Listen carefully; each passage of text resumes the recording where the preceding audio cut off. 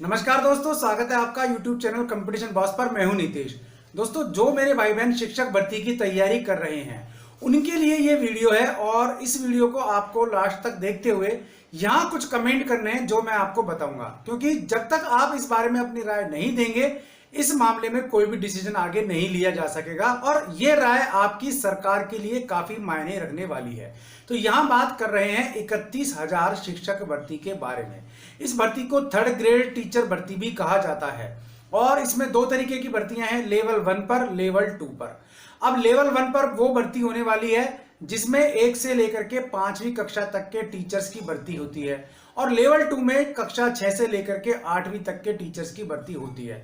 अब यहां दो तरीके की बहस बड़ी भयंकर तरीके से छिड़ी हुई है जिसको लेकर के सरकार भी डिसीजन नहीं ले पा रही है।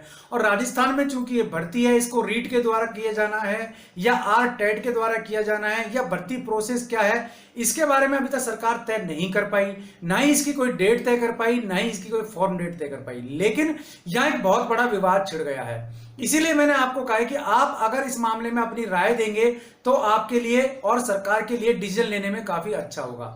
यहां मैं आपको दो चीजें बताऊंगा। एक ये कि आपकी क्वालिफिकेशन के अनुसार आपको किस चीज की तैयारी करनी है।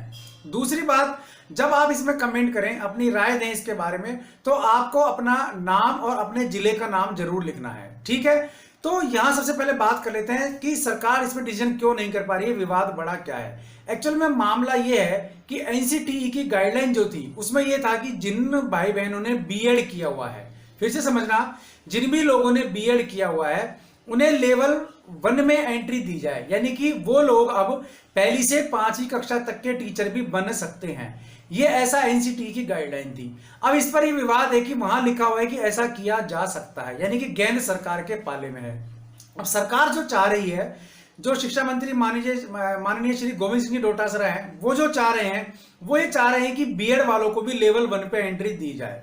तो ऐसे करीब यूं मान लीजिए 3-3.5 लाख स्टूडेंट्स को ऐसा लग रहा है कि उनका नुकसान होगा। ये वो लोग हैं जो बीएसटीसी वाले हैं, क्योंकि पहले जो रूल था वो ये था कि लेवल 1 पर 1 से 5वीं कक्षा तक के टीचर्स के योग्यता में केवल बीएसटीसी या डीएलएड, ठीक है ना, यही शामिल था।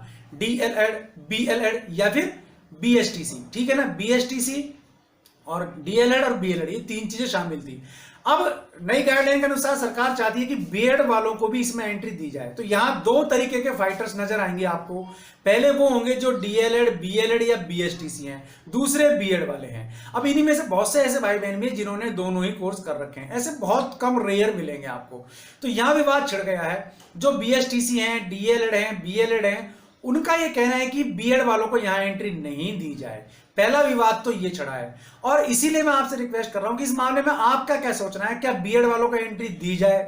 आपको इसमें कमेंट करके बताना है हाँ या ना, और अपना नाम और जिले का नाम भी लिखना है। और अगर आप ये चाहते हैं कि तो दोनों ही तरीके के भाई बहन इसमें अपना कमेंट कर सकते हैं, अपना वोट कर सकते हैं। दूसरी बात आ रही है कॉमर्स वालों की। अभी तक कॉमर्स वालों के साथ ये था कि उनको रीट में अलाउ नहीं था और इस बार कॉमर्स वालों को रीट में थर्ड ग्रेड टीचर के लिए अलाउ करने का काफी दिनों से चल रहा था, तो उस पर डिसीजन नहीं हो पाया। ये दो बड़े मामले थे जिसके कारण डिसीजन होने में देर हुई और कोई भी डिसीजन नहीं हो पाया। कब भर्ती होनी है, क्या होना है, कैसे होना है, वो हो जाएगा, लेकिन किसको शामिल करना है ये नहीं हो पा रहा। अब जैसा कि मैंने शुरू में कहा था कि किसको किसकी क्वालिफिकेशन के हिसाब से क्या तैयारी करनी है। मान लीजिए आपने बीएड किया हुआ है तो आपको फर्स्ट लेवल की तैयारी करनी है, सेकंड लेवल की। आपने मान लीजिए बीएसटीसी या आपने बीएलएड या फिर डीएलएड किया हुआ है तो आपको लेवल फर्स्ट की तैयारी करनी है या सेकंड की। तो ये मैं आपको बता देता हूं। देखिए, एक्चुअल में अगर आप बीएसटीसी, बीएलएड या डीएलएड है, केवल यही आपके पास क्वालिफिकेशन, और आपने बीएड नहीं किया हुआ है तो आपको तो केवल लेवल 1 की ही तैयारी करनी पड़ेगी। लेवल 2 के लिए आप लोग अप्लाई कर ही नहीं पाएंगे। दूसरी बात, जिन भाई बहनों ने बीएड किया हुआ है तो वो लेवल 1 और 2 दोनों के हिसाब से तैयारी जारी रखें, ठीक है। क्योंकि सरकार मान लीजिए अगर बीएड को अलाउ करती है लेवल फर्स्ट में तो तैयारी उनके काम आने वाली है, और अगर नहीं करती है लेवल फर्स्ट में तो भी तैयारी उनके काम आने वाली है लेवल सेकंड पर। तो यहां थोड़ा सा बीएड वालों को ज्यादा मेहनत करने की जरूरत है दोनों लेवल के हिसाब से। अब फॉर्म भरते टाइम आपको भाई ये देख लेना है कि तैयारी के हिसाब से आपको फॉर्म भरना है। हालांकि मुझे मालूम है 100% मेरे भाई बहन यही करेंगे, बीएड वाले लेवल 1 और 2 दोनों में फॉर्म भरेंगे, ठीक है। तो दो नावों में सवार होने से पहले आपको अपनी क्षमताओं का एक बार आकलन कर लेना चाहिए, फिर आपको डिसीजन करना चाहिए। ये आपके दोनों चीजें अभी क्लियर हो गई होंगी कि आपको क्या करना है। अब बात आती है वो भाई बहन जिन्होंने यूपी टेट किया हुआ है, जिन्होंने सी टेट किया हुआ है, जिन्होंने बिहार से टेट किया हुआ है, जिन्होंने हरियाणा से टेट किया हुआ है, जिन्होंने दिल्ली से कोई ऐसा एग्जाम पास किया हुआ है टेट जैसा।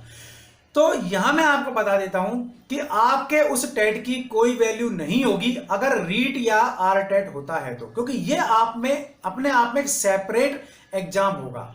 अब सरकार के पास दो रास्ते हैं, वो या तो इसी के थ्रू सीधी भर्ती करती है तो भी आपका बाकी सारे टेट बेकार है और इसी के आधार पर भर्ती होगी तो भी आपको ये देना ही है।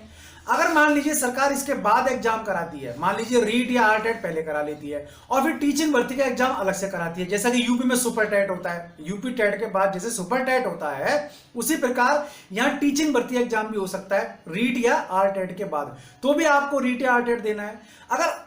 अगर मान लीजिए सुपर टेट के जैसा ही एग्जाम यहाँ होगा तो आपका यूपी टेट या सी टेट काम नहीं आएगा, वहां आपको रीट या आर टेट क्लियर करना पड़ेगा। तो दोनों स्थितियों में अगर आपको राजस्थान में इस 31,000 शिक्षक भर्ती थर्ड ग्रेड टीचर भर्ती में शामिल होना है तो आपको यहाँ ये एग्जाम क्लियर करने ही पड़ेंगे। तो कहानी आपको समझ में आ गई होगी। अपना वोट जरूर करना क्योंकि उसकी बड़ी कीमत है। ठीक है दोस्तों, वीडियो पसंद आया तो लाइक शेयर जरूर कर देना, चैनल को सब्सक्राइब कर लेना, बेल आइकन दबा देंगे आप तो वीडियोस के नोटिफिकेशन आपको मिलते रहेंगे। आज के लिए इस वीडियो में बस इतना ही। ऐसे किसी यूजफुल वीडियो में आपकी राय जानने के बाद मैं फिर मिलूंगा, तब तक के लिए नमस्कार।